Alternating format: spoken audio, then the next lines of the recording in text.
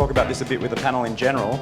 But this week, Mark Ronson tweeted about Kieran J. Callanan. Some people here might be friends with Kieran, and you know, we've always thought that Kieran was amazing for a long time, but not everybody knew about Kieran. And slowly he's been kind of getting out there into the world, and then somehow through playing someone's wedding, Mark Ronson saw him play. Kieran's an incredible guitar player, really amazing personality, incredible music character.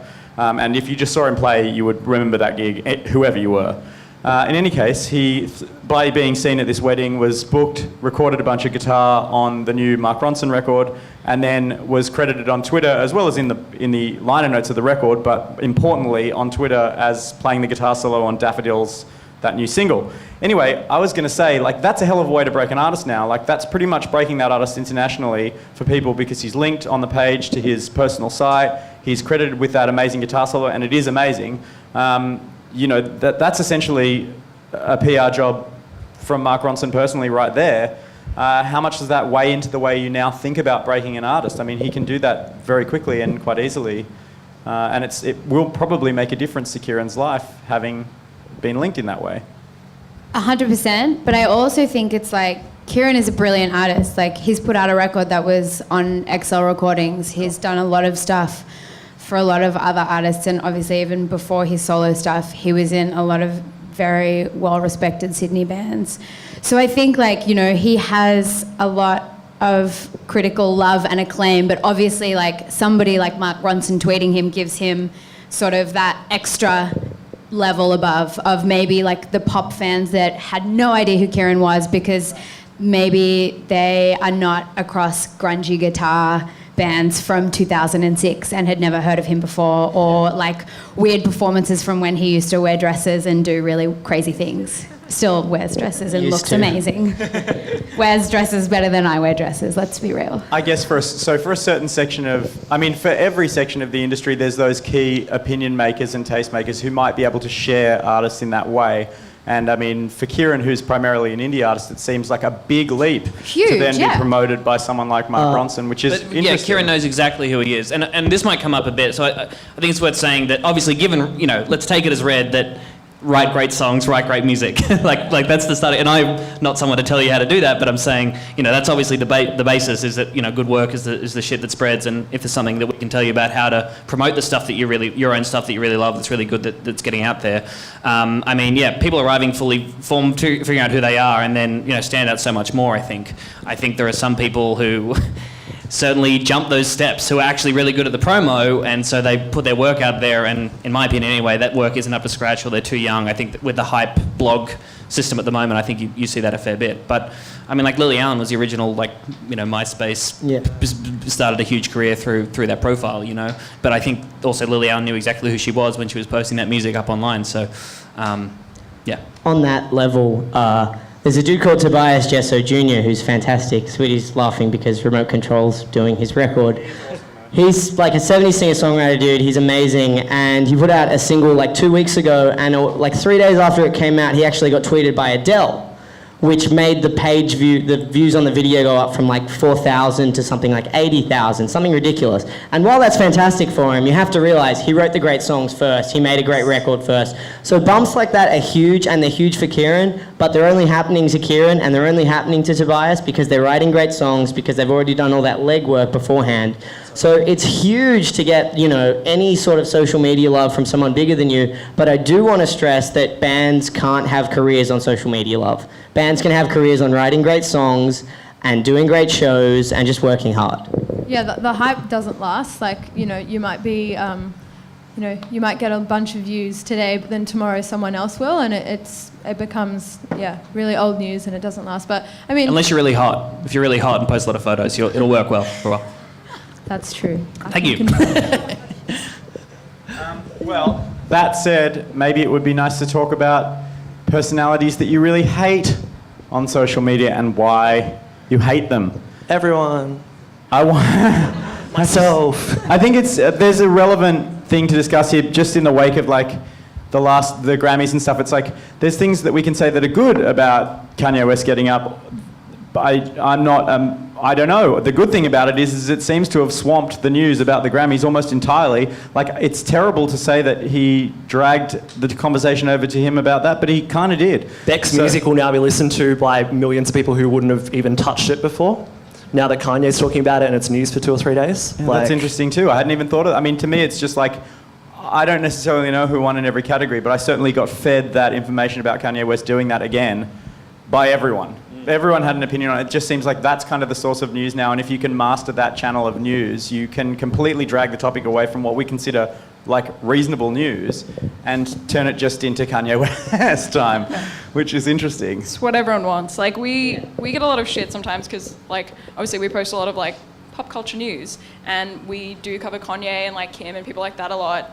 But honestly, when we write about, like, music and, like, bands that we really love, it's kind of like an at-work passion project because we know it's not going to get very far for the site, but it's just like we want to include that content. But like Kanye, like that was great. Like that was great for us. It's interesting, isn't it? That the idea that you would post a genuine post about a band that you really like would be a passion project now, and the news that you know is going to work, even on a relatively pop culture focused, music focused website, is anything else. Pretty much. We've been lucky We've been lucky enough to get that, and we're really lucky in that we don't actually rely on coin. We're completely free. So I think it's really lucky for us that we're actually able to combine both what we know works, which is articles about all day, and passion together because we fucking love the guy. Yeah. So, and that actually happens a lot. And there's people like Joy. I don't know who in the room would know Joy. She's a Brisbane artist who's going to be doing some huge things like she will own this year. She's a kind of electronic pop artist that produces all her own stuff. She's 17, which is insane. And we write articles about her. She's only got about probably less than 1,000 followers on Twitter. But she is one of our highest raters. If we write an article about her new single, that rate's higher than a piece about Kanye. That rate's higher than something else because it's stuff that we're passionate about that gets shared around, and it's stuff that, you know, if you can send us a song and we connect with it and we write something really passionate about it, then you guys share it, then we share it again because we see it's rating for us. We keep writing about you. So I don't know where I'm going with this entire paragraph. You're saying believe in yourself, man. Basically, yeah. If you and especially if you're pitching your music to websites to write about, you need to feed them back as well. It's no use, you know, sending your shit to 50 blogs, 2 of them writing about it, and then you just kind of expecting that to happen because you've written a good song. If it's early in your days, you need to pay them back as well. There's some great examples in the room. There's a guy named Civilian sitting on the floor over there who's an amazing rapper. Got up with Set Century, and who was the other one? Pez, a couple of months ago, and did a cypher. So we wrote about that, and this dude's got like 900 likes on Facebook, maybe more now. I don't know. Anyway, so we wrote about him, and that was our highest rater for the entire month. It was an article about a guy sitting on the floor right now. So because he shared it as well, and all his friends saw it. And from there, we started writing more about him because we know that people are passionate about artists, and they grow from that. I think your passion's evident in how you're freakily able to spot everyone in the room that you know. It's almost creepy. It's like Rain Man, kind of. That guy over there, I know exactly how many likes he has. Okay, well, I wanted to talk a little bit about how quickly social media is being commodified in terms of PR. We don't have to talk about social media, but because that was kind of the setup for this, and maybe some of the people in the room here will want to know how better to maneuver in that field as musicians as well. I mean, would that be wrong to ask? Do people feel like that's sort of what they want to hear? We can get to questions in a second anyway. Are there kind of like real don'ts in terms of the way that you're running your profile or presence that are going to really switch you off instantly to someone? Like, are there things that you just, I don't mean in applications or personal mail, I mean just things you might see on your feed, things you might, like say you liked an artist's record and then you went to their Twitter page and then you're like, oh damn, that's terrible. That person is a Nazi. So, do you know what I mean? Like, obviously Nazism is not great. Not great, no. I would say what we find, like when we're doing, like say interviews with people and we're trying to figure out like what we're gonna do with them, like say we're getting someone in, we'll try and like brainstorm to see like what would be the best interview for them. And a lot of the time we come back to the fact that in the nicest possible way, like a lot of readers just don't really care about what like this certain band cares about, like, or has to say about this certain topic. So in some ways, like, yes, definitely like show your personality and like be honest and care about stuff. But if you go onto your page and you're just like talking about a lot of unrelated stuff, like there's not really much music there, it's kind of like nobody really wants to hear that from you. Like, it's great, like, unless you have a really strong personality and they really care about what you're saying, which, you know, takes a while to build up that rapport. So maybe just like, to an extent, like keep it to the music. I think it's about finding a balance between posts about your pets, posts about your songs, posts about gigs. Like, if you just do song stuff, no one cares. If you just do funny stuff, no one cares. You've got to find the perfect balance of it. I actually remember us having a conversation about a musician who will remain nameless who you felt had too many fucking pictures of their dog. Do you know what I mean? Do you remember that? Okay, it doesn't matter. But anyway, No, I do. It was just like, it was I'm not gonna kind say of who it was. endless dog pictures, and then it was just like, Yeah, I remember this is who it not was. the RSPCA. I love dogs. Dogs are fucking fantastic. And, you know, doing a couple of those will always work. And I bet, you know, if you do one a month, it'll I know who probably you're be the talking biggest about. one. That's what it's Oh, okay. Shut up. Yeah. Later. I think that this actually comes back to what we were discussing earlier about being yourself. I think if you're a musician who's actually committed to making music and getting your music out there, you're going to be working on your music a fair bit. So that will come across in your social posts if you're 100% yourself 24/7. If you're working on music, tell us you're working on music. If you're out for a walk with your dog, if you can be bothered, tell us you're out for a walk with your dog. Like, the balance should come from being yourself and being real, because you should have that music and everything else balance.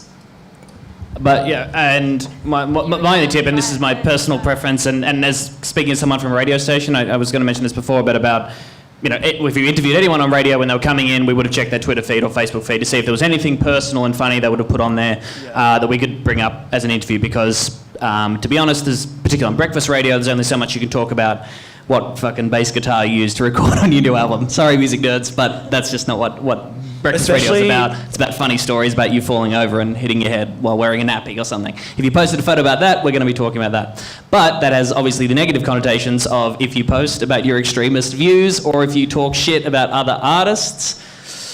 I don't know. I mean, you know, it's your opinion. You should make that call. For me, whenever I read that stuff, particularly from an up-and-coming band, hanging shit on people who are big and successful, I always just felt a bit like, well, fuck you. But it also works to an extent as well. Like, I was talking to a band at Laneway who played the festival from overseas on Saturday, and they were sort of first viewed because after they played at South by Southwest, they wrote this gigantic letter and put it on their website, and it was all about how much they hated, like, waves, and I probably can't say it with this many people, but like, it works to an extent, but then they backed it up with their songs. So hanging shit on people is probably a bad thing, but sometimes it can be kind of funny, I guess, if they do it well and eloquently.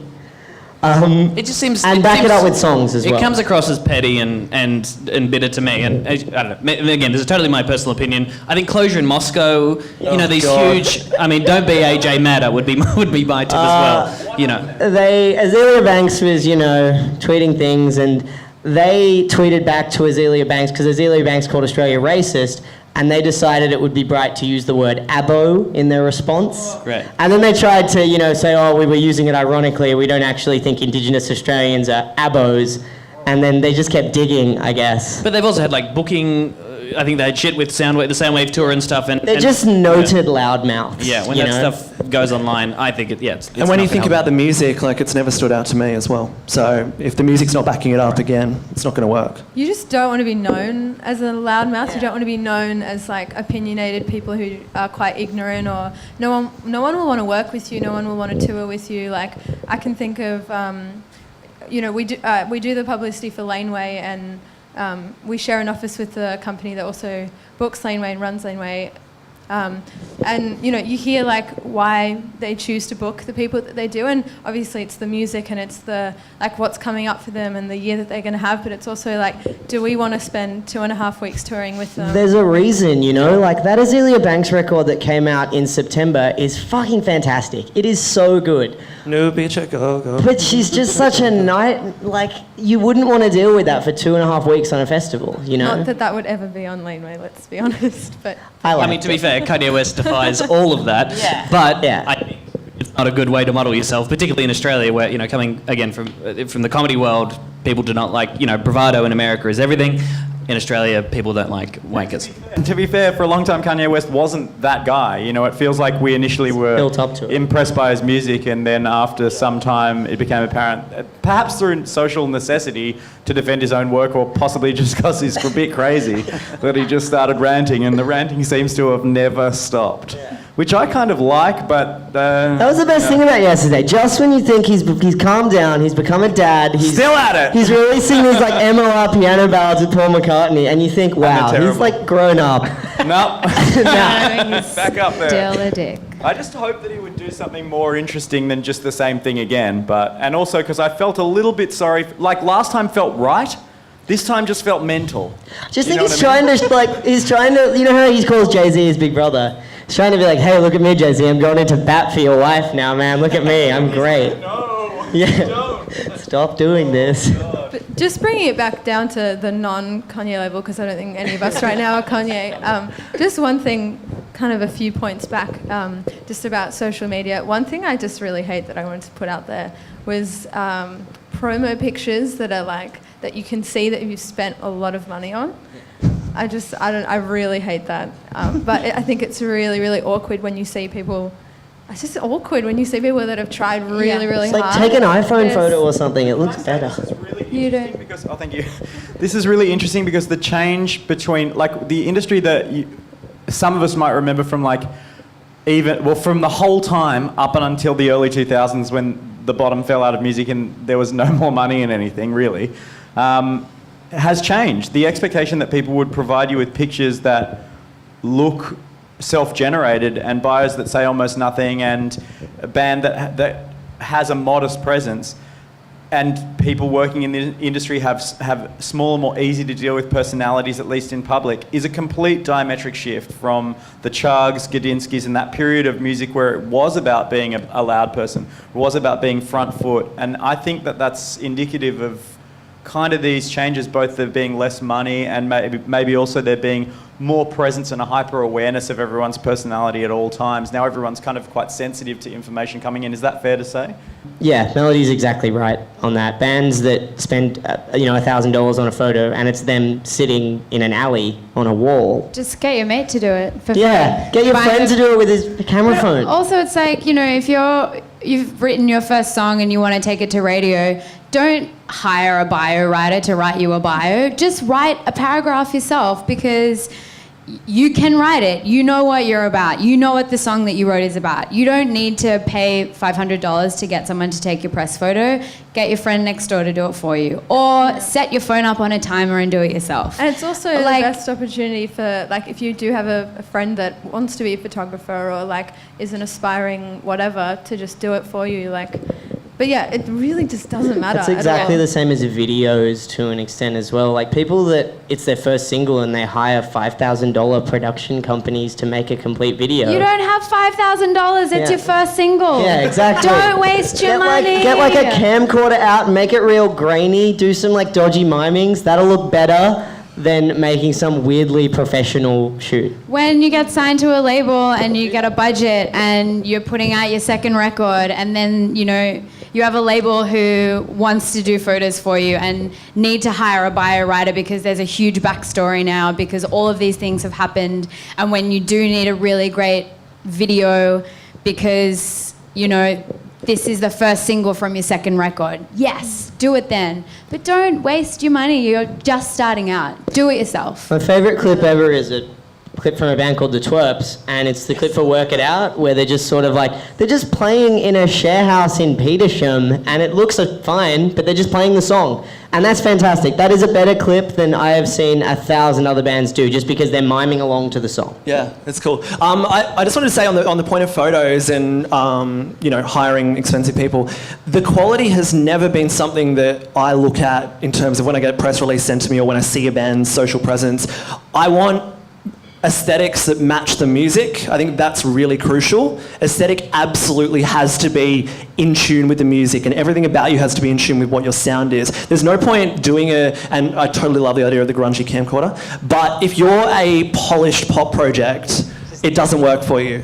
Like, it just doesn't. So don't try and be something that you're not. Like, it needs to work in together. Also, the other thing is, I guess when it comes to the point where people want to write about you, and maybe it's in print, you need a picture that is showing your face, like kind of front on. You need one that's like not black and white and not too hard to see. Like, people want to know who the person is, and they just want to see, like, okay, who's making the music. And very often we have newspapers and things not come back to us and say, no, we can't post that photo, it's too abstract, it's too obscure, or we just want to see the face, needs to be front on, like needs to be the kind of head up as well. So that I like some rules for photos when it comes to like printing and stuff, but yeah, sticking to the aesthetic is a good thing. And Nick, you're exactly right in terms of that as well, but you don't, even if you're a pop act that wants to give off not a grainy thing,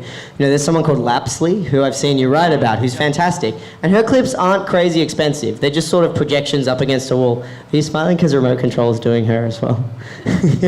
Cool. Her clips are just, her miming along to a song when there's a projection up against a wall, and it looks fantastic. It looks amazing, and it wouldn't have been expensive to do. I think a press shot as well is just her sitting on like a lounge in a room, in a standard looking lounge room. Be inventive, find ways around your means, I think. Inventive but simple. Be inventive, sit on a lounge.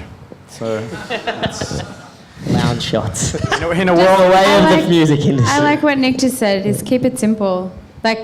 And I can even trace that back to before I had left school. It was like trying to write stories or trying to write essays, something that my year 9 or year 10 English teacher hammered into my mind was keep it simple, stupid. Keep it simple. They shouldn't have kept calling you stupid like that, but that's okay.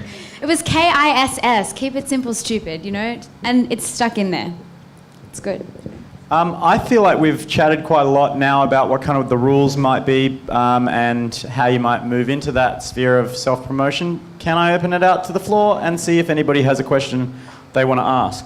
Hi, my name's Camille, and I just wanted to kind of ask, I guess more on the front of like what you were talking about, and you as well, Tom, like presenting yourself to people and treading the sort of ever fine line on social media and having a presence that doesn't come across as being entirely self-indulgent, but is still really personable and engaging. And I know you guys have expanded on that a fair bit already, but do you have anything else that's kind of like that you think about when you see something and you're looking on these people's Twitter feeds and Instagrams and stuff? And is there certain bits of the aesthetic or certain points that are made that you really think, yes, like awesome, they've got their shit together? First of all, St. Vincent, congratulations on your Grammy. Thank you so much. You look amazing. I didn't want to bring it up, but I mean, again, I'm in a slightly different vibe because as a comedian, I treat my Facebook, my Twitter, a chance just to do jokes. So it's sort of a way for me to do the thing that I also want to promote and get people to come and see me do more. So I like tweeting jokes. I like tweeting stuff that I'm interested in. But I also plug as well, and they never get anywhere near the retweets that you would hope that they do, because that's not the things that go viral. It's saying when you're playing tonight, the things that go viral are funny jokes or pictures or what have you. So for me, that's all personality, because that's kind of my work. I also just enjoy it, and I really like Twitter. I started Twitter kind of early when it sort of started taking off in Australia in about 2009, so I've had it for a while. I enjoy using it. I like watching Q&A and tweeting along. I mean, for me, it's actually something I enjoy, because I'm so sad. But stuff like, last night I was watching Q&A and I tweeted a photo of my dog watching Q&A, and then I asked people to tweet me photos of their pets watching Q&A, and it's the greatest fucking thing that's ever happened. you're that dog guy. You're the dog one they're talking about, aren't you? It's you. I started that one, pretty proud of that. It went on BuzzFeed today, not a big deal. So anyway, to me it's a bit different, because my creative output is harnessed pretty easily with Twitter and Facebook. But I totally know what you mean. And there are comedians whose Twitter accounts are literally them posting their tour dates, and I just think, Louis C.K.'s like that. What's the point? Yeah, again, this is when you ever bring up a genius, you're like, well, they get the exception because they're Louis C.K. But and he's in his 40s or whatever, so and he's been doing comedy for 25 years, so Twitter is a blip in his career, you know. But for me, as a young comedian, it's a big deal, and my Twitter following has played a pretty big part, I guess, in me cultivating an audience and keeping it going. So I don't know if that's helpful there, but ultimately it's enjoying it. And if you don't enjoy Twitter, do not be on Twitter. That would be my tip. Because you will torture yourself and you will torture us. Totally. I think yeah, I'll go back to my idea of like just being yourself and being real. I want to see lots of pictures of you because you have the most amazing aesthetic, like IRL right now. I'm like dying. I think, but if I want to go a little bit deeper on the whole be yourself thing, I think in terms of little things you can do along the way. Are you a musician? Yeah. So we do like really sort of camp, glitzy pop. I'm so impressed. I'm so excited. I'm so excited. Me too. So, and we kind of try to pair all of the colors and everything else that we put out there into that. And I'm trying to learn and mimic my social presence over, you know, the bitches that do it best. But at the same time, you know, there's a lot of this stuff that's like, I got up today and the world is so new and I'm feeling really conflicted and I just read that and I go, I don't know if I can be this bitch. I don't know if I can be her. Don't do it. Yeah. If you wake up and you go, oh God, that's so I can't do that. Don't do it. Or just write like I would in capital letters, go, I hate bitches like that in big capitals. I think Tom nailed it. Like if you don't like a certain type of social media, I think there's nothing worse than trying to force yourself to do that kind of social media. If you're not the kind of person who takes heaps of pictures, don't do Instagram. If you're the kind of person who is really witty and great with words, you should be on Twitter because that's your social medium. That's what you should be doing. But don't, like, if you have never taken a photo in your life and you don't ever intend to share what what your puppy looks like or like whether you're in the studio recording, like don't push yourself to try and be the greatest on Instagram because it'll feel forced and you'll hate it and it'll come across that way, you know? Do we have anyone else? I was just going to sorry. also just add to that. Thank you. No, it's all good. The other thing I was going to say was what really attracts me to kind of following other people is watching them have a really good time with their band, or like if I see behind the scenes of them just recording and having a really good time, or just like getting to know their life in a unforced way. If they're just like you get a bit of an insight into what they're doing and what they're up to, or like it's the same when you really like radio presenters like Tom and Alex or Matt and Alex or I remember when I was younger I used to really love listening to Hamish and Andy, and it was just I really loved their friendship and I really just enjoyed like seeing what they get up to and what they have to say to each other. And I mean it's different if you're a solo act, but sometimes like when you kind of see a band muck around and just kind of be and use their social media just to kind of like share with others what they are, as opposed to like pitch themselves to people. That's really, really attractive. Like the June Rats are a band that I just love watching them do whatever they're doing. Yes. And even though I wouldn't want to be them, but I love watching them. Yeah. I mean, their lifestyle's very different to mine, but like I just think it's entertaining, and I just want to I'll like their page so I can see what they're up to, and it's purely just because I want to get to know them, it's just. And I think music is probably the easiest starting point as music. Like for any interview, if we were talking to someone who wasn't very good at speaking about themselves, as soon as you started talking about their influences, music they listen to at the moment, what they really loved, they could talk to you for fucking hours because you're all musicians, you love music, you're passionate about that. So I'm always interested if Mark Ronson tweeted some obscure funk track from the 60s or that influenced a new record or whatever, I'm going to click on that because I like Mark Ronson's music and I'm interested in what he's listening to. So that could be a really sort of basic starting point if you're not really sure what's going on with the media. If you start posting the stuff that you're listening to at the moment or something that you really love, I think people might appreciate that. It often gives people, particularly from like bloggers and radio perspective, it gives people an indication of the kind of because never in a press release tell me who your influencers are. I don't care. I will find this on your Twitter if you're good, because I want to see the kind of music that's around you at the moment whilst you're creating your own music. And that's a really good starting point. Including the weird shit. If you're a heavy metal band and you post that you're loving the new Iggy Azalea single, and you do generally think that, then that's very interesting to me. And that All Royal Headache posts to like Bobby Womack songs, and that makes no sense, but it's cool and it's weird. So that's why it works. I just want to know, do you have to be on Twitter